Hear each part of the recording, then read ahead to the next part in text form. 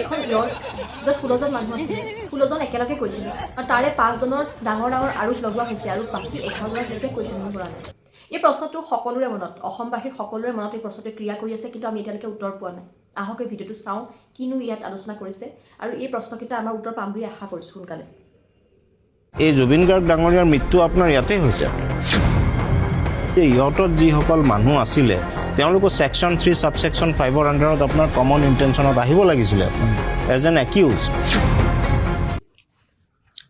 চাওক বহু প্ৰত্যাশিত অভিযোগনামা মানে আমাৰ হিয়াৰ আমঠু জুবিন গাৰ্গ তেওঁক হত্যা কৰা হৈছিলে আপোনাৰ আৰু সেই হত্যাত জড়িতসকলৰ এগেইনষ্টত আপোনাৰ যি অভিযোগনামাখন আজি দাখিল কৰিছে তাতে আমি দেখিছোঁ আপোনাৰ যেটো প্ৰেছ কনফাৰেন্স আপোনাৰ মুন্না প্ৰসাদ গুপ্তা ডাঙৰীয়াই ৰাখিছে আপোনাৰ সেই প্ৰেছ কনফাৰেন্সৰ পৰাহে আমি গম পাইছোঁ যে তাতে কি কি ধাৰা সংলগ্ন কৰিছে ছেকশ্যন 3 ছাবছেকশ্যন 5 6 তাতে আপোনাৰ ইনভলভ কৰিছে সেকেন্ডলি আহিছে 61 2 তাৰপিছত 103 316 আছে আপোনাৰ 105 আছে আৰু 106 টো লগাইছে না হেতু মই তেওঁৰ বক্তব্যৰ পৰা স্পষ্টকৈ শুনা নাপালো কিন্তু অৰিজিনালি যেতিয়া কেছটো ৰেজিষ্টাৰ কৰিছিলে তেতিয়া 106 টো আছিল 106 নাই বৰ্তমান নাই এখন মোচত আছে গতিকে এতিয়া চাওক এতিয়া এই ধাৰাগিটাৰ পৰা আমি কি গম পাব পাৰো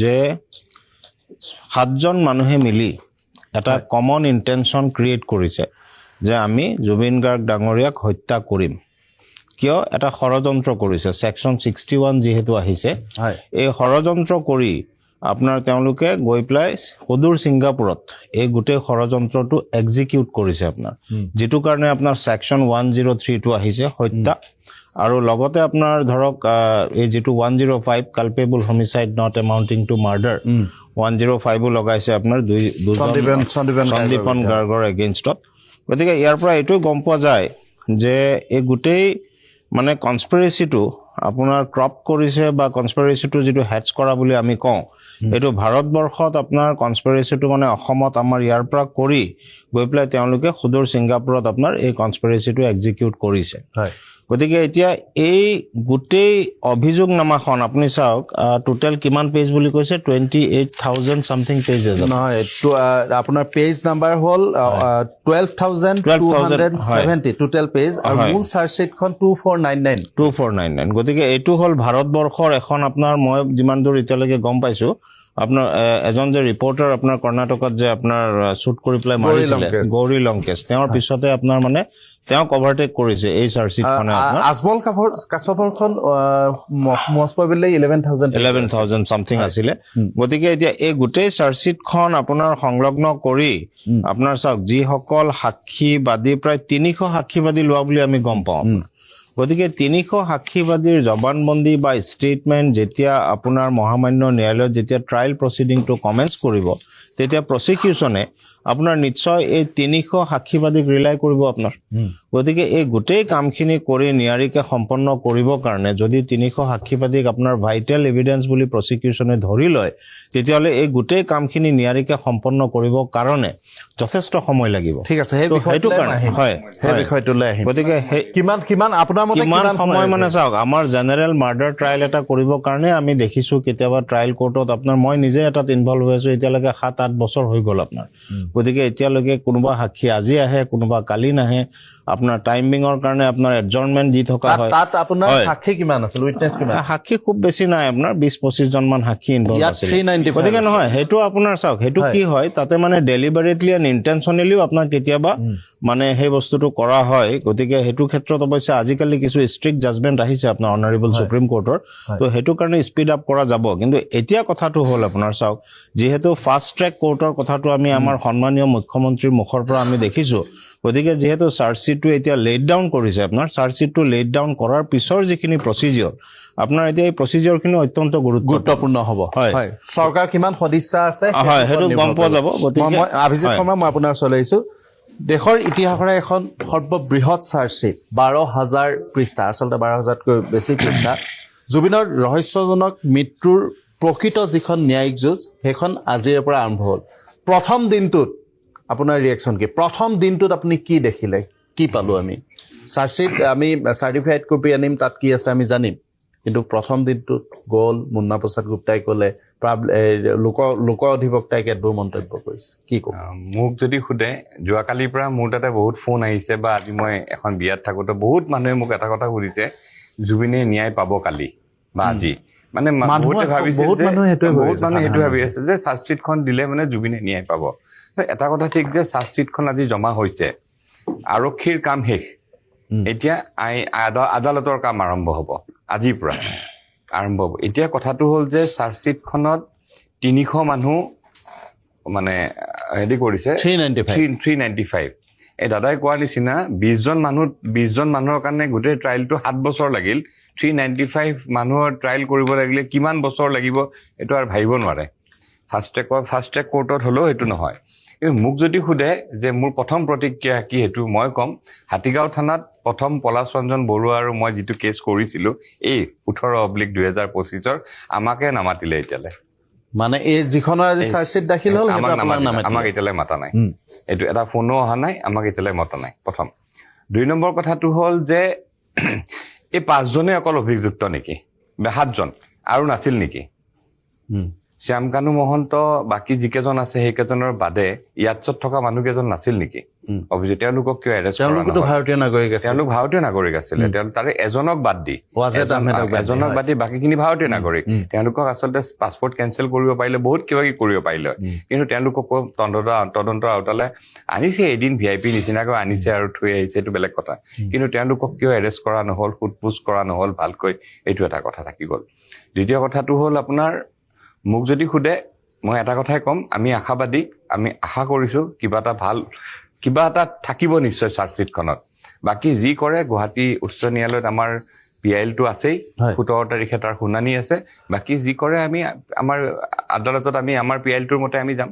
হয়, শান্তনু বৰঠাকুৰ ডাঙৰীয়া, আজিৰ দিনটোৱে জুবিনৰ ন্যায়ৰ বাবে ৰৈ থকা লাখ লাখ অনুৰাগীক আচলতে কি দিলে? মই আৰম্ভণিতে অপেনিং ৰিমাৰ্ক কৰিছোঁ। চাৰ্জশ্বিটখনত কি আছে, অভিযোগনামাখনত কি আছে, সেইটো নোচোৱাকৈ এটা মন্তব্য কৰাটো কঠিন।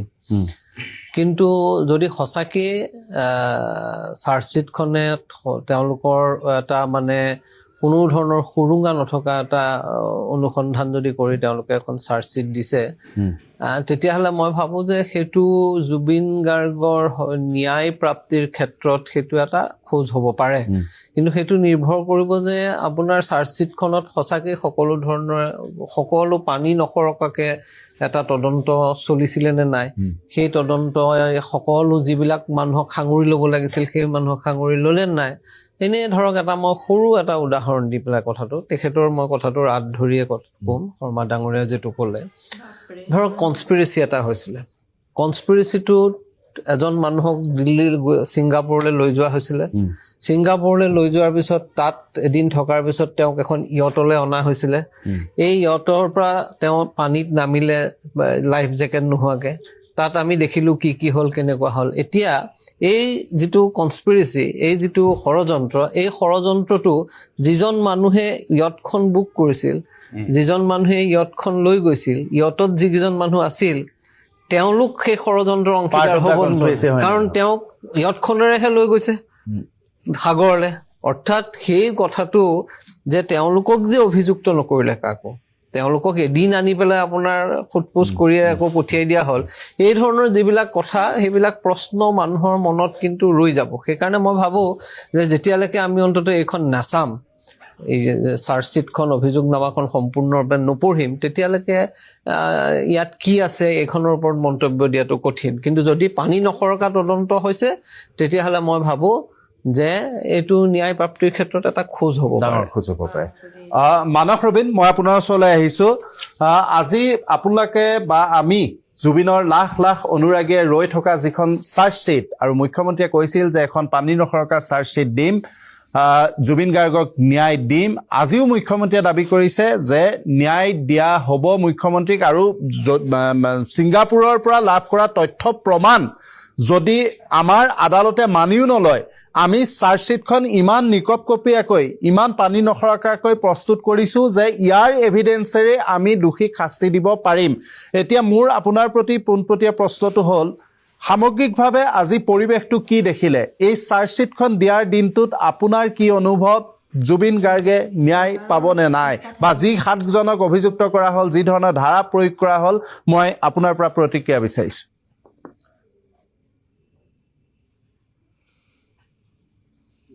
প্ৰথম কথাটো হ'ল যে একো প্ৰিমেচিউৰ্ড কথা ক'বলৈ বেয়া লাগিব। একজেক্টলি। 2 নম্বৰ কথাটো হ'ল চাৰ্জশ্বিটখন আমি পঢ়া নাই, দেখা নাই, গতিকে যি খবৰ পাইছোঁ সংবাদ মাধ্যমৰ জৰিয়তে পাইছোঁ বা SIT যিজন মুৰব্বী তেখেতৰ মুখেৰে শুনিছোঁ। গতিকে এতিয়া আমি সকলোৱে অপেক্ষা কৰিব লাগিব এইটো আমাৰ মহামান্য ন্যায়ালয়ে কি ৰায়দান দিয়ে সেইটো কাৰণে। গতিকে ইয়াৰ আগত এনেকুৱা বহু ঘটনাৰ আমি সাক্ষী হৈছোঁ যিবোৰৰ পুলিচৰ ফালৰ পৰা বহুত ডাঙৰ গোচৰ তৰা হয়, কিন্তু শেষত গৈ ন্যায়ালয়ত গৈ মুখ ঠেকেচা খাবলগীয়া হৈছে। গতিকে তাৰ পৰা আৰক্ষী বিভাগে নিশ্চয় শিক্ষা লৈছে বুলি মই ভাবোঁ। আৰু দ্বিতীয় কথাটো হ'ল যে যিটো সময়সীমাৰ ভিতৰত তেখেতসকলে চাৰ্জশ্বিটখন দাখিল কৰাৰ কথা আছিল, সেই সময়সীমাৰ ভিতৰত দাখিল কৰাৰ কাৰণে ধন্যবাদো জ্ঞাপন কৰিছোঁ। কিন্তু তাত যদি কিবা লেকুনা থাকি গৈছে, কিবা যদি ত্ৰুটি থাকি গৈছে, তেওঁলোকে, মই কালি কেইবাগৰাকীও এনেকুৱা আইনী বিশেষজ্ঞৰ লগত বহিছিলোঁ, তেওঁলোকে সেইটো ঠিক কৰিবলৈও সময় পাব। আৰু ইতিমধ্যে চৰকাৰৰ ফালৰ পৰা দ্বিতীয় এখন চাৰ্জশ্বিট দিয়াৰ কথাও ঘোষণা কৰিছে। মই আৰক্ষী প্ৰশাসনক অনুৰোধ জনাইছোঁ, গৃহ বিভাগক অনুৰোধ জনাইছোঁ, যদি কিবা থাকি গৈছে মানে এনকুৱাৰী, গতিকে সেইখিনিও যাতে ততাতৈয়াকৈ কৰি ন্যায়ালয়ত জমা দিয়ে। দ্বিতীয় কথাটো হ'ল যে মই ন্যায়ালয়ৰ বিষয়ে বৰ বিশেষ নাজানো, বিষাৰদসকল বহি আছে, তেখেতসকলে বেছি ভালকৈ জানিব। তথাপি অসমবাসীয়ে আশা কৰিব যে এইটো ফাষ্ট ট্ৰেক কোৰ্টত যাতে বিচাৰ প্ৰক্ৰিয়া চলে, সোনকালে যাতে খুব এটা নিৰ্দিষ্ট সময়সীমাৰ ভিতৰত ইয়াৰ যাতে আমাৰ সিদ্ধান্ত এটা আহে।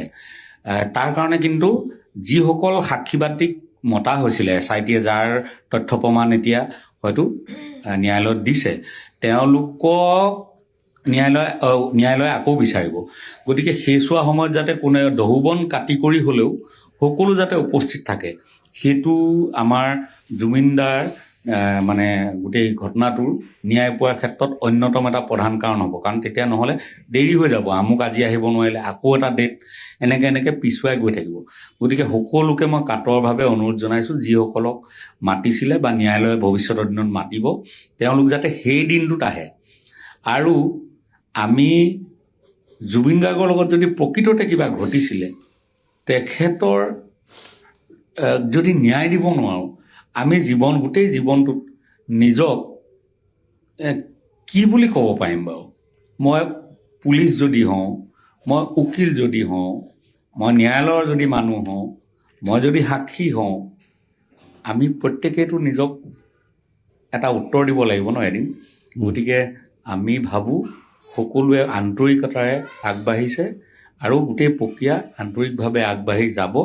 প্ৰকৃততে যদি কোনোবা দোষী আছিল, দোষীয়ে যাতে কোনো কাৰণত সাৰি যাব নোৱাৰে, তাৰ কাৰণে এখন চাৰ্জশ্বিট লাগিছিল। আজি চাৰ্জশ্বিট আহিলে, কিন্তু তাত যদি কিবা লেকুনা থাকি গৈছে আৰু শুদ্ধ কৰক, আকৌ এবাৰ দিয়ক দৰকাৰ হ'লে চাৰ্জশ্বিট।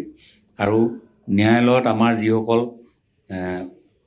অধিবক্তাই অংশগ্ৰহণ কৰিব জুবিনদাৰ হৈ, তেওঁলোকেও একদম পুৰা দৃঢ় হৈ যুঁজিব লাগিব যাতে তেখেতে ন্যায় পায়। মানস ৰবীন, আপোনাৰ সুকীয়া বেলেগ ব্যস্ততা আছে, মই গম পাইছোঁ। আপুনি বেলেগ এফালে যাব লাগিব। মই আচলতে বলপূৰ্বক আমি আপোনাক বহুৱাৰ দৰে হৈছে। মই আপোনাক এটা প্ৰশ্ন মাত্ৰ সুধি মই আপোনাক বিদায় দিম। কথাটো হৈছে, এতিয়া আমি অধিবক্তা সমাজৰ পৰা বা আইনজ্ঞসকলৰ সৈতে কথা পাতি যিটো কথা গম পাইছোঁ, 12,000 পৃষ্ঠাৰ এখন চাৰ্জশ্বিট, 395 গৰাকী সাক্ষী, গোটেই প্ৰক্ৰিয়াটো যথেষ্ট দীঘলীয়া হোৱাৰ থল আছে। এই প্ৰক্ৰিয়াটো মানে কেনেকৈ খৰতকীয়া কৰিব পাৰি, এই ক্ষেত্ৰত চৰকাৰৰ প্ৰতি আপোনাৰ বিশেষ আহ্বান থাকিব নেকি? কাৰণ জুবিন গাৰ্গৰ ন্যায় প্ৰাপ্তিৰ বাবে আমি অন্ততঃ 20 বছৰ, 15 বছৰ, 10 বছৰ অপেক্ষা কৰাৰ পক্ষপাতী নহয়।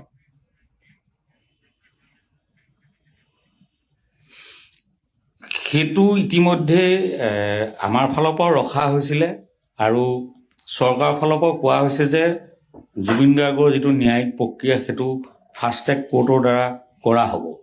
গতিকে সেইটো হ'লে খুব ভাল হয়, কিন্তু ফাষ্ট ট্ৰেক কোৰ্টত কিমান সোনকালে হয় মই ইমান অৱগত নহ'ম, কিন্তু মই এইটোৱে আহ্বান জনাম যে ফাষ্ট ট্ৰেক কোৰ্টেই আছে একমাত্ৰ ব্যৱস্থা।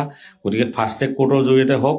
দ্বিতীয় আহ্বানটো হ'ব যিসকল সাক্ষীবাদী আছে তেওঁলোক নিশ্চিতভাৱে, যিহেতু ঘটনাৰ কাৰণে SITয়ে মাতিছে, জুবিন গাৰ্গ ডাঙৰীয়াক এবাৰ নহয় এবাৰ লগ পোৱা মানুহ, প্ৰত্যেকে যাতে নিৰ্দিষ্ট দিনটোত ন্যায়ালয়ে যিদিনাই মাতে, যিটো সময়তে মাতে, সেই সময়তে যাতে আহি উপস্থিত হয়।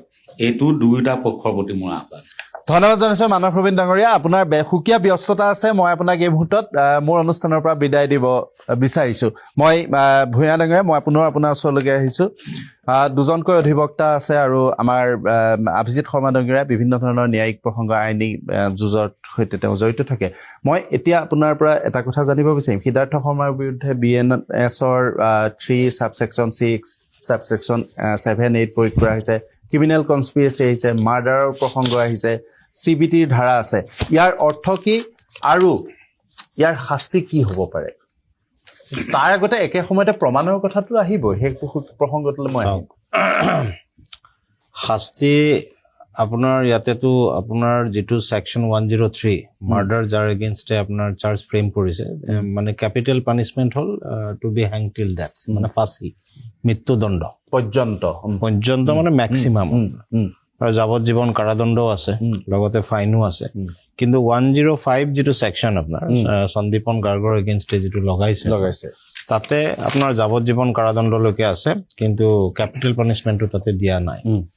গতিকে এতিয়া কথাটো হ'ল, চাওক, এই যে শাস্তি কেতিয়া হ'বগে আৰু কিমান খৰতকীয়াকে কৰিব পাৰিব, এই গোটেই বস্তুটো ডিপেণ্ড কৰিব এতিয়া গভমেণ্টৰ সদিচ্ছাৰ ওপৰত। এতিয়া ইমিডিয়েটলি আমাৰ সন্মানীয় মুখ্যমন্ত্ৰী ডাঙৰীয়াই কৈছিলে যে আমি চাৰ্জশ্বিটটো দাখিল কৰাৰ পিছে পিছে আমি মানে আমাৰ অনাৰেবল গুৱাহাটী হাইকোৰ্টত এপ্ৰ'চ কৰিব। তো আজিও তেওঁ কৈছে, শান্তনু দাও জানিব যে মানে টু কনষ্টিটিউট মানে ফাষ্ট ট্ৰেক কোৰ্ট। তো ফাষ্ট ট্ৰেক কোৰ্ট বুলি কৈ দিয়াৰ লগে লগে তাতে আপুনি চাওক ফাষ্ট ট্ৰেক কোৰ্ট বহুত আছে। আজি চাওক, অত্যন্ত মই আপোনাক এটা জ্বলন্ত উদাহৰণ দি আছোঁ। অভিনীল যিটো হত্যাকাণ্ড হৈছিলে কাৰ্বি আংলঙত আপোনাৰ, সেই হত্যাকাণ্ডৰ আজিলৈকে কিন্তু সুবিচাৰ নহ'লগৈ আপোনাৰ। এতিয়ালৈকে ট্ৰায়েল কনক্লুড হোৱাই নাই, ট্ৰায়েল চলি আছে, কিমান বছৰ হৈ গ'লগৈ। গতিকে এই যে যিটো আপোনাৰ ধৰক আজি যিটো এটা উদ্যম আছে আপোনাৰ গোটেই অসমবাসীয়ে যিটো এটা আপোনাৰ বিৰাট মানে আপুনি চাওক, আমি জুবিন গাৰ্গ বুলি শব্দটো আমাৰ জীৱনৰ এটা অংগ হৈ গৈছে। গতিকে এই বস্তুটো যে আমি এৰাই চলিব পাৰিম এইটো সম্ভৱ নহয়। গতিকে সেইটো কাৰণে এই ফাষ্ট ট্ৰেক কোৰ্টটো মই ভাবোঁ যে গভমেণ্টে যদি সদিচ্ছা কৰে, ডে টু ডেও আপোনাৰ চলোৱাৰ প্ৰভিজন আছে ন দাদা, ডে টু ডেও চলাই পেলাই আপোনাৰ মানে গোটেই বস্তুটো যিমান সোনকালে পাৰে আপোনাৰ ধৰক এবছৰৰ ভিতৰতো যদি হয়, মই ভাবোঁ it will be very fast. গতিকে তেতিয়াহে গৈ পেলাই আপোনাৰ মানে সন্মানীয় জুবিন গাৰ্গ ডাঙৰীয়াই আপোনাৰ ন্যায় পাব। আৰু চাওক, জাষ্টিছ ফৰ জুবিন গাৰ্গৰ যিটো শ্লোগান, ডিজিটেল যিটো কেম্পেইন চলি আছে, গৈ প্ৰায় 7 লাখ 10 লাখৰ নিচিনা ওচৰ এৰাউণ্ড 7 লাখ কিজানি ক্ৰছ কৰিছে আপোনাৰ, 7 মিলিয়ন। গতিকে এতিয়া কথাটো হ'ল যে ৰাইজে চাওক, এই যে টেকনিকেল ইছ্যুজ যিটো আহে, যেতিয়া এটা ক্ৰিমিনেল ট্ৰায়েল চলিব, এতিয়া আজি আমি আৱেগৰ বশৱৰ্তী হৈ আপোনাৰ বিভিন্ন কথা ক'ব পাৰোঁ, কিন্তু যেতিয়া ন্যায়ালয়ত আপোনাৰ যেতিয়া ক্ৰিমিনেল ট্ৰায়েল এটা চলিব নহয়, ন্যায়ালয়ে আপোনাৰ তাতে কোনো ধৰণৰ আৱেগ আৰু ইম'চনক প্ৰশ্ৰয় দিব নোৱাৰে। ইয়াতে কি হ'ব, আপোনাৰ এই যে গভমেণ্টে বা যিটো SITয়ে যেতিয়া আপোনাৰ স্পেচিয়েল ইনভেষ্টিগেশ্যন টীমে যিখিনি চাৰ্জ ফ্ৰেম কৰিছে, 103ৰ লগত তেওঁলোকে কিমানখিনি এভিডেন্স কালেক্ট কৰি পেলাই দিছে, এই এভিডেন্সখিনিয়ে যদি সেই চাৰ্জখিনিক বিয়ণ্ড অল ৰিজনেবল ডাউট যদি আপোনাৰ প্ৰুভ কৰিব নোৱাৰে, তেতিয়াহ'লে এইটো সাংঘাতিক কথা হ'ব। গতিকে চাওক, চাৰ্জশ্বিটখন এতিয়ালৈকে আজি আমি দেখা নাই, পঢ়া নাই, বা গতিকে এটা প্ৰি মেচিয়ৰ ষ্টেটমেণ্ট, যেনেকৈ শান্তনু দাই কৈছে যে pre mature statement is dangerous. গতিকে আমাৰ SITৰ ওপৰত আমাৰ কনফিডেঞ্চ আছে যে তেওঁলোকে নিশ্চয় আপোনাৰ মানে পানী নখকৰকা আপোনাৰ ৱাটাৰ টাইট চাৰ্জশ্বিট এখন দিছে তাতে। কিন্তু ইয়াতে কিছু লেকুনা আপোনাৰ চাওক, আমাৰ এইটো ৰাইজৰ মনত সদায় এটা প্ৰশ্ন আজিও থাকি যাব যে এই যে য়টখন আপোনাৰ ইয়ত পাৰ্টিটো, কাৰণ চাওক গোটেই ঘটনাটো যদি আমি এই যে আপোনালোকৰ এই যিটো ভিডিঅ' আহি আছে, এই জুবিন গাৰ্গ ডাঙৰীয়াৰ মৃত্যু আপোনাৰ ইয়াতে হৈছে, আপোনাৰ যিটো পানীত যিটো কক বকাই পেলাই তেওঁ যিটো চিটুৱেশ্যন হৈছিলে, গতিকে ইয়াতে এই যে ইয়তত যিসকল মানুহ আছিলে তেওঁলোকৰ ছেকশ্যন 3 ছাবছেকশ্যন 5ৰ আণ্ডাৰত আপোনাৰ কমন ইণ্টেনশ্যনত আহিব লাগিছিলে আপোনাৰ এজ এন একিউজড, কিন্তু তেওঁলোকক আপোনাৰ এই চাৰ্জশ্বিটত অকল 7জনকহে আপোনাৰ দোষী সাব্যস্ত কৰিছে, কিন্তু তেওঁলোকক এই চাৰ্জশ্বিটত ইনক্লুড কৰা নাই। তাৰ মানে এইটো নহয় যে তেওঁলোক আজি সাৰি গৈছে। যেতিয়া ক্ৰিমিনেল ট্ৰায়েল চলিব নহয়, আপোনাৰ মহামান্য ন্যায়ালয়ৰ ইমানখিনি পাৱাৰ আছে, যেতিয়া দেখিব যে এওঁলোকৰো ইনভলভমেণ্ট তাতে আছে, কোৰ্টে এওঁলোকক এজন একিউজ হিচাপে ইনক্লুড কৰা পাৱাৰ কোৰ্টৰ আছে। গতিকে তেওঁলোকে আজি ইমান মানে সুখী হোৱাৰ প্ৰয়োজন হোৱা নাই। গতিকে এইটো এটা কথা। আৰু ছেকেণ্ডলি আপুনি চাওক, আইনত এইটো প্ৰভিজন আছে যে ফাৰ্দাৰ ইনভেষ্টিগেশ্যনো ডাইৰেক্ট কৰিব পাৰে কোৰ্টে। ক'ৰবাত যদি কিবা কাৰণত কিবা লেকুনা থাকি গৈছে, কোৰ্টৰ যদি দৃষ্টিগোচৰ হয়, তেতিয়াহ'লে কোৰ্টে ফাৰ্দাৰ ইনভেষ্টিগেশ্যনো ডাইৰেক্ট কৰিব পাৰে। বা আৰু এটা মানে মই চাওক, এজ এ আইনৰ ছাত্ৰ হিচাপে ইয়াতকৈ মোৰ জ্যেষ্ঠ আইনজ্ঞ বহি আছে, তথাপি মই এটা কথা ক'ব পাৰোঁ যে আজি এই চাৰ্জশ্বিটখন প্ৰথমতে আপোনাৰ সন্মানীয় জুবিন গাৰ্গ ডাঙৰীয়াৰ গাৰ্জেন যিসকল আছে, ধৰক তেওঁৰ ৱাইফ আছে, ছিষ্টাৰ আছে বা বাপেক আছে, তেওঁলোকে ল'ব লাগে, পঢ়িব লাগে আৰু বিশিষ্ট আইনজ্ঞসকলৰ লগত বহি আলোচনা কৰিব লাগে যে এই চাৰ্জশ্বিটখনত ক'ৰবাত কিবা লেকুনা থাকি গ'ল নেকি। যদি থাকি গৈছে তেওঁলোকে প্ৰটেষ্ট কৰাটো মোৰ মতে জৰুৰী before commencing of the trial. কাৰণ ক'ৰবাত যদি সুৰুঙা থাকি পেলাই ট্ৰায়েলটো যদি প্ৰচিড কৰে, তেতিয়াহ'লে আপোনাৰ ভৱিষ্যতে মানে আইনী সুৰুঙাৰ সুযোগ ল'ব পাৰে একিউজডসকলে। ডাঙৰ কথা কৈছে আপুনি। বৰঠাকুৰে, মই আপোনাৰ ওচৰলৈ আহিছোঁ। শ্যামকানু মহন্তৰ ক্ষেত্ৰত ইয়াৰ অন্যতম অভিযুক্ত তেওঁৰ ক্ষেত্ৰত 103টো আছেই, পেৰেলেলি তেওঁৰ এগেইনষ্টত 308 ছাবছেকশ্যন 2 এক্সটৰ্চন, 318 চিটিং, এভিডেন্স ডিষ্ট্ৰাকশ্যনৰ ধাৰাও প্ৰয়োগ কৰা হৈছে। এইবোৰ কি কি প্ৰসংগত আহিব পাৰে আৰু ইয়াৰ শাস্তি কি হ'ব পাৰে? চাওক, শাস্তি আপোনাৰ 316 আৰু 318 এইকেইটাত বোধহয় আপোনাৰ 7 বছৰলৈকে কনভিকশ্যন আছে, 7 ইয়াৰ মেক্সিমাম পানিছমেণ্ট। এইকেইটা বাকীকেইটা এইবোৰ মানে আপোনাৰ যদি তেওঁক কনভিকশ্যন দিয়ে, গোটেইকেইটাতে যদি দিয়ে, এইবিলাক একেলগে চলিব। গতিকে তেওঁ যিটো শাস্তি ধৰক লাইফ ইম্প্ৰিজনমেণ্ট যদি তেওঁক দিয়ে, তেতিয়াহ'লে লাইফ ইম্প্ৰিজনমেণ্টৰ ভিতৰতে এইটো সোমাই যাব। আৰু কিন্তু মানে ধৰক তাতে সেইকাৰণে আপোনাৰ চাৰ্জশ্বিটখন চোৱাটো জৰুৰী যে কি প্ৰসংগত আহি আপোনাৰ 3184 চিটিং বা আপোনাৰ extortion, criminal breach of trust. এতিয়া ক্ৰিমিনেল ব্ৰিচ অফ ট্ৰাষ্ট মানে কি? আপোনাৰ ক্ৰিমিনেল ব্ৰিচ অফ ট্ৰাষ্ট হ'ল আপুনি অন ট্ৰাষ্ট, এটা বিশ্বাসৰ ভিত্তিত মোক এটা কিবা এটা দিছে, আপোনাৰ প্ৰপাৰ্টি এটা দিছে, মই সেই প্ৰপাৰ্টিটো যেতিয়া লৈছো, কিন্তু তাৰ মাজতে মই গোটেই বস্তুটো আপোনাৰ প্ৰপাৰ্টিটো মোৰ নিজৰ কৰি পেলাইছো। আচ্ছা, তেওঁৰ ট্ৰাষ্টটো যিটো ৰাখিছিল সেইটো মই ভংগ কৰিছো। এতিয়া তেওঁ ইয়াত আপোনাৰ চাৰ্জশ্বিটখন নোচোৱালৈকে আপুনি গম নাপাব যে এইটো কি প্ৰসংগত এইটো আহিছে, কোনে কি সম্পত্তি তেওঁক দিছিলে যিটোৰ কাৰণে তেওঁ মানে আপোনাৰ ব্ৰিচ কৰিছে ট্ৰাষ্টটো, বিশ্বাসটো। কাৰ ট্ৰাষ্টটো ব্ৰিচ কৰিছে? মানে মৃত জুবিন গাৰ্গৰ ট্ৰাষ্ট ব্ৰিচ কৰিছে নে অন্য কাৰবাৰ কৰিছে? গতিকে সেইকাৰণে, আৰু এক্সটৰ্চন যদি কৰিছে, কাৰ ওপৰত এক্সটৰ্চন কৰিছে? এক্সটৰ্চনৰ আপোনাৰ এটা কথা চাব যে প্ৰথম যিখন FIR দিছে তাত এক্সটৰ্চনৰ প্ৰসংগ কোনো উল্লেখ নাই। এতিয়া তেওঁ যদি এক্সটৰ্চন কৰিছে, জুবিন গাৰ্গক এক্সটৰ্চন কৰিছিল নে অন্য কাৰবাক কৰিছিল, এইবিলাক কথা আচলতে চাৰ্জশ্বিটৰ পৰাহে ওলাব। মূল বিষয়টো কিন্তু আপোনাৰ 103 বা 105, culpable whether it is a murder or a culpable homicide not amounting to murder, এই দুইটাৰ ভিতৰতে কিন্তু মূল কথাটো সোমাই থাকিব। সেইকাৰণে মই ভাবোঁ যে সেই গোটেই বিষয়বিলাকক, আৰু আমাৰ ভূঞাই যিটো কথা কৈ গ'ল সেইটো এটা গুৰুত্বপূৰ্ণ কথা যে আপোনাৰ আমাৰ আইনত বিশেষকৈ BNSৰ ছেকশ্যন 346ত আপোনাৰ ডে টু ডে ট্ৰায়েলৰ কথা আছে। গতিকে ডে টু ডে ট্ৰায়েলৰ ব্যৱস্থাটো চৰকাৰে কৰিব পাৰে, কিন্তু তাৰ আগতে আপোনাৰ এখন ফাষ্ট ট্ৰেক কোৰ্ট ডেজিগনেট কৰিব লাগিব, যি হাইকোৰ্টে। সেইমতে তাৰপিছত আপোনাৰ তাত গৈ এইটো যিটো CGMৰ পৰা গোটেই কমিট হ'ব লাগিব, তাৰ আগতে CGMত এপিয়াৰেঞ্চৰ পৰা আৰম্ভ কৰি সকলোখিনি কাম সম্পূৰ্ণ হ'ব লাগিব। তাৰ পৰা যেতিয়া যোৱাৰ পিছতো আপোনাৰ ইমান সহজ নহয়। 12,000 আপোনাৰ প্ৰায় পৃষ্ঠাৰ যেতিয়া চাৰ্জশ্বিট হ'ব, সেই ডকুমেণ্টছবিলাক প্ৰতিজন অভিযুক্তক দিব লাগিব। সেই প্ৰতিজন অভিযুক্তই সেইবিলাক ভেৰিফাই কৰিব লাগিব যে তেওঁলোকে সকলো ডকুমেণ্টছ পাইছেনে নাই। তাৰপিছত আপোনাৰ সেইবোৰ এই দীঘলীয়া প্ৰক্ৰিয়া, তাৰ মাজেৰে কিন্তু গোটেই বস্তুটো যাব। গতিকে সেইকাৰণে চৰকাৰে কিমান ক্ষিপ্ৰতাৰে কিমান তৎপৰতাৰে ফাষ্ট ট্ৰেক কোৰ্টটো কৰে আৰু বাকীবিলাক কাম এতিয়া ধৰক আমাৰ নৰ্মেল যেতিয়া এটা ট্ৰায়েল চলোৱা হয় তেতিয়া কি হয় এটা পেন ড্ৰাইভত আজিকালি কাগজ দি দিয়ে কাগজ দি দিয়াৰ পিছত আমি চাই পেলাই দেখো যে এইখিনি কাগজ নাই সেইখিনি কাগজ নাই আকৌ গৈ পেলাই এখন এপ্লিকেশ্যন দিওঁ দি পেলাই কাগজ বিচাৰিব লাগে সেই ধৰণৰ যদি কাৰবাৰ হয় গতিকে প্ৰতিটো ষ্টেজতে খুব সূক্ষ্মভাৱে আৰু খুব কোনো ধৰণৰ গাফিলতি নোহোৱাকে যদি কামটো কৰিব পাৰে তেতিয়াহ'লে এইটো হয়তো মানে আপোনাৰ এটা এবছৰৰ ভিতৰত অন্তত শেষ হোৱাৰ সম্ভাৱনা আছে যদিও মই তেনেকুৱা সম্ভাৱনা দেখা নাই তথাপি তেনেকুৱা সম্ভাৱনা আছে আদাৰৱাইজ মই ভাবোঁ যে সেই সম্ভাৱনা এটা কথা বৰঠাকুৰ আপুনি মোক কওক যে এতিয়া CJM-ত আছে এনেকুৱা কিবা পৰিৱেশ মোক এজন আইনৰ সৈতে জড়িত মানুহে কৈছিল এনেকুৱা কিবা পৰিৱেশ থাকিব পাৰে নেকি যে এইটো ছেছন কোৰ্টলৈ তেওঁ ৰেফাৰ কৰিব পাৰে বা নাই ৰেফাৰৰ প্ৰশ্নই নাই এইটো 302 এইটো ছেছন ট্ৰায়েবল কেছ এইটো কেৱল ছেছন জাজে কৰিব লাগিব ট্ৰাই এইটো CJM-ত চাৰ্জশ্বিটখন দাখিল কৰে CJM-এ এইসকলক এতিয়া যিসকল অভিযুক্তক তেওঁলোকক এপিয়াৰেঞ্চ হ'ব এপিয়াৰেঞ্চ হোৱাৰ পিছত তেওঁলোকক গোটেই বিষয়টো কপিবোৰ দিব দি পেলাই তাৰপিছত আপোনাৰ সেশনলে কমিট কৰি দিও আমাৰ আন্তনদা মই এটা কথা এতিয়ালে বুজি পোৱা নাই তেওঁলোকে বেলৰ কাৰণে কি এপ্লাই কৰা নাই সক এতিয়া এইটো বস্তু মানুহে সবে সুধিব মই হেতু এটা কথা ভাবো যে এইটো এটা গুৰুত্বপূৰ্ণ কথা যে এইটো এটা সবে বুজি পোৱা কথা যে তেওঁলোক দে আৰ ফিলিং মোৰ সেফ বিহাইণ্ড বাৰ দেন আউটসাইড গতিকে তেওঁলোকে বেলৰ কাৰণে কৰা কিন্তু আৰু এটা কথা মোক কওঁ মাজতে মাতিছো বেয়া নাপাব এইটো মানুহে গম পাব লাগে কাৰণে মই ওলাইছো কথাটো দাদা কেছটো বাহিৰলৈ লৈ যোৱাৰ কিবা চান্স আছে নেকি মানে অসমৰ বাহিৰলৈ মই এইখিনি ক্ষেত্ৰত মোৰ এটা ক'ব লগা কথা আছে যে আমি যোৱা সময়ছোৱাত দেখিছো যে কিছুমান কাৰণত সাধাৰণতে আপোনাৰ গোচৰ বাহিৰলৈ লৈ যোৱা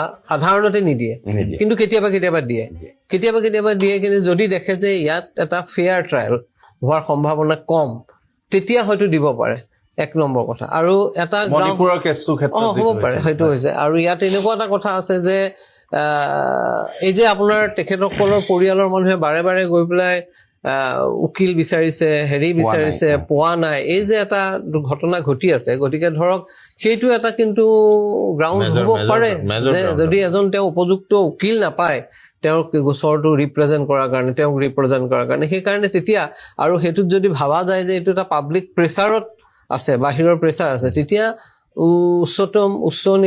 উচ্চতম ন্যায়ালয়ে আপোনাৰ এনেকুৱা এটা কৰাৰ সম্ভাৱনা নথকা নহয় যদি তেওঁলোকে বিচাৰে সেইটো থাকিব আৰু যিটো ট্ৰায়েল হ'ব ডে টু ডে ট্ৰায়েল হ'ব তেতিয়া তেওঁলোকটো সদায় আহিব লাগিব আচ্ছা তেতিয়া তেওঁলোকতো বাস্কা আৰু কাৰ্বি অংলৰ পৰা সদায় আনিব নোৱাৰিব এটা কথা আছে কেতিয়াবা আজিকালি জানি থোৱা ভাল এইবিলাক আজিকালি ভাৰ্চুৱেল কৰাৰ ব্যৱস্থা আছে অভিজিত শৰ্মা এতিয়া কথাটো হৈছে যে আপুনি ভাবেনে যে বিদেশৰ মাটিত সংঘটিত ঘটনা এটাৰ বেলিকা ইমান কেইটা কঠোৰ গোচৰ প্ৰমাণ কৰিব পৰাকৈ আৰক্ষীৰ হাতত তথ্য প্ৰমাণ আছে বুলি চাৰ্জশ্বিটৰ আকাৰটো বা সাক্ষীৰ সংখ্যাটো ইচ্ছা কৰিলে আৰক্ষীয়ে কমাব পাৰিলেহেঁতেন কাৰণ মই কৈছোৱেই আপুনিও কৈছে যে জুবিন গাৰ্গে পুৰি খোৱা দোকানখনৰ লোকজনক মতা হৈছে কেতিয়াবা কোনোবা এজন ছোৱালীয়ে জুবিন গাৰ্গক এটা মেছেজ দিছিল সেই ছোৱালীজনীয়ে কেতিয়াও জুবিন গাৰ্গক লগ পোৱাই নাই তেওঁকো সাক্ষী হিচাপে মতা হৈছে অথচ সিদ্ধাৰ্থ শৰ্মাৰ সৈতে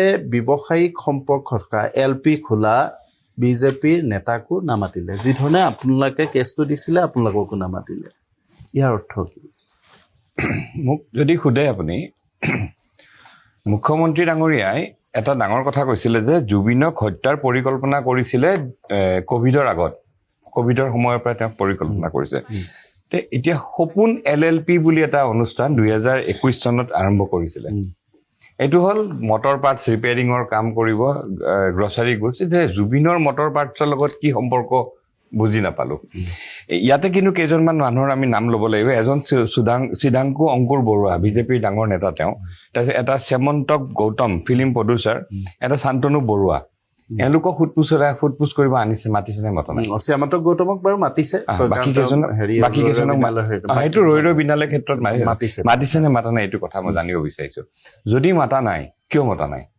নে ইয়াৰ পিছৰ চাৰ্জশ্বিটখনত তেওঁলোকক মাতি কিবা তথ্য জমা দিব প্ৰথম ছেকেণ্ড কথাটো হ'ল অভিমন্যু তালুকদাৰ প্ৰেচিডেণ্ট আছাম এছ'চিয়েশ্যন আৰু PR মেনেজাৰ অনুজ বৰুৱা তেওঁলোকক কিয় এৰেষ্ট কৰা হোৱা নাই এতিয়ালৈ দুলু আহমেদে এটা কেছ কৰিছে, দুলু আহমেদ ডাঙৰীয়া এটা কেছ কৰিছে, সেইটোত বাৰু সকলো সোমাব।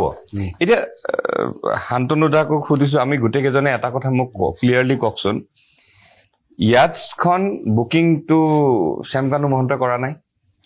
ইয়াছখনত শ্যামকানু মহন্ত নাই। শ্যামকানু মহন্ত অকল লৈহে গৈছিলে, তাকো 3টা গান গাবলৈ লৈ গৈছিলে, ভূপেন হাজৰিকাৰ এইবোৰ স্মৃতিত 3টা গান গাবলৈ লৈ গৈছিলে। বাকী চিকিউৰিটিৰ পৰা আৰম্ভ কৰি সেইখিনি হেৰিয়ে দিব, ছিংগাপুৰে দিব, এয়াই দিব, মানে কি বুলি কয় এইটো, হাই কমিশ্যনে দিব। তে বাকী কেইজনক যে এৰি দিলে, যিকেইজন লগত আছিলে, যিজন লগত নাই শ্যামকানু মহন্ত, তেওঁক এৰেষ্ট কৰি এইবিলাক ধাৰা কিয় জাপি দিয়া হ'ল? কওক, মোক এই কথাটো বুজাই দিয়ক না কোনোবাই, কিয় জাপি দিয়া হ'ল য'ত বাকী কেইজন এৰি দিলে? এতিয়া কথাটো হ'ল যে এনেকে বস্তুবিলাক নহয়, বস্তুবিলাক হ'ব লাগিব যে চাৰ্জশ্বিটখন দিছে, আমি 90 দিনত দিব লাগে, 82 দিনত দিছে, থেংক ইউ, আপোনালোকক ধন্যবাদ দিছে। কিন্তু এই যে মানুহ পাৰ্টি এটা মানুহ চিলেক্ট কৰি কৰি যে আপোনালোকে এৰি দি আছে, কিয় এৰি দি আছে? কিয় তেওঁলোকক তদন্তৰ আওতালৈ অনা হোৱা নাই? বিশেষকৈ অভিমন্যু তালুকদাৰ, অনুজ বৰুৱা, তেওঁলোক আহিবই লাগিব তদন্তৰ আওতাত। তেওঁলোক আচলতে ইমান সময় এৰেষ্ট হ'ব লাগিছিলে। ইয়াছত থকা প্ৰত্যেকজন মানুহ প্ৰথম এৰেষ্ট হ'বলৈ, দাদাই কৈছে যে পিছত ন্যায়ালয়ে বিচাৰিলে তেওঁলোকক মাতিব, বিচাৰিলেহে মাতিব, যদি নিবিচাৰে তেওঁলোক বাচি যাব। চ' এতিয়া মই ভাবোঁ যে চাৰ্জশ্বিটখন চোৱাৰ পিছত আমি নতুনকৈ আকৌ আৰম্ভ কৰিব লাগিব। আৰু দাদা জানে আমাৰ এটা PIL চলি আছে হাইকোৰ্টত, আৰু আমি বিচাৰিম যে এই সপোন LLP পৰা যিখিনি অভিমন্যু তালুকদাৰ, PR সেই অনুজ বৰুৱা, এই প্ৰত্যেকবিলাককে আমি হাইকোৰ্টৰ তদন্তৰ আওতালৈ আনিব লাগিব। ক্ৰিচেণ্ট একাডেমী যোৰহাটত আছে। আচ্ছা, ক্ৰিচেণ্ট একাডেমী, আচ্ছা, মই সেই ক্ৰিচেণ্ট একাডেমী যোৰহাটত এই অনুষ্ঠানটো 2021 চনত খুলিছিলে। মুখ্যমন্ত্ৰীয়েতো কৈছে নহয় কভিডৰ পৰা ষড়যন্ত্ৰ চলি আছে, কিজানি সপোন LLP এই ষড়যন্ত্ৰৰ আৰম্ভণি। কাৰণ গাড়ী মটৰ পাছ ৰিপেয়াৰিঙৰ লগত জুবিন গাৰ্গৰ কি কাম? চবেই আচৰিত হ'ব লাগে। 32 লাখ টকা কোনে ইনভেষ্ট কৰিছিলে? প্ৰথম ইনভেষ্টমেণ্টটো আছিল 32 লাখ টকাৰ। এতিয়া এজন BJP নেতা তাতে থকাৰ কাৰণে কি তেওঁক বাদ দিব নেকি? তদন্তলৈ আওতালৈ নানিব নেকি? হাই কমিশ্যনৰ মানুহখিনিক তদন্তলৈ অনা হৈছে নে হোৱা নাই? কিয় RTI ৰিপ্লাইবিলাক নিদিয়া হৈছে? আজি তেওঁলোকে নিদিয়া হৈছে। আচ্ছা, আজি বাৰু তেখেত ডাঙৰ মানুহ, কিন্তু এটা সময়ততো তেখেত জুবিনৰ মেনেজাৰ আছিল। জুবিনৰ মেনেজাৰজনক আজি কিয় নানা তদন্ত আওতালৈ অনা? এটা সময়ৰ মেনেজাৰজনৰ কথা মই কৈ আছোঁ। আজি বাৰু তেখেত ডাঙৰ মানুহ, মন্ত্ৰী, বিধায়ক, MP হয়, যিয়ে নহওক, কিয় অনা হোৱা নাই সেইখিনি মানুহক তদন্ত আওতালৈ? আনিব লাগিব, আৰু তেতিয়াহে আমি গম পাম যে এটা নিৰপেক্ষ তদন্ত এটা হৈছে। ঠিক আছে, মই এইখিনিতে আলাপনত এটা বিৰতি ল'ম। বিৰতিৰ পিছত মই সেই প্ৰসংগবিলাকলৈ আহিবলৈ চেষ্টা কৰিম। এই প্লেচ অফ অকাৰেঞ্চ য'ত ঘটনাটো সংঘটিত হৈছিল ছিংগাপুৰে গোটেই ঘটনাটো সংক্ৰান্তত অহা 15 মাৰ্চত ৰায়দান কৰিব। 15 মাৰ্চৰ ভিতৰত, তেওঁলোকৰ সংবিধান মতে 15 মাৰ্চৰ ভিতৰত, অহা 15 মাৰ্চৰ ভিতৰত, সেই সময়খিনিৰ ভিতৰত আমাৰ গোচৰ প্ৰক্ৰিয়াটো শেষ হোৱাৰ কোনো সম্ভাৱনা নাই। সেই বিষয়টোৱে আমাৰ বিচাৰ প্ৰক্ৰিয়াত প্ৰভাৱিত কৰিব নেকি বা প্ৰভাৱ পেলাব নেকি, সেই বিষয়ে আলোচনা কৰিম। কিন্তু তাৰ পূৰ্বে ল'ব খুজিছোঁ এক চমু বিৰতি।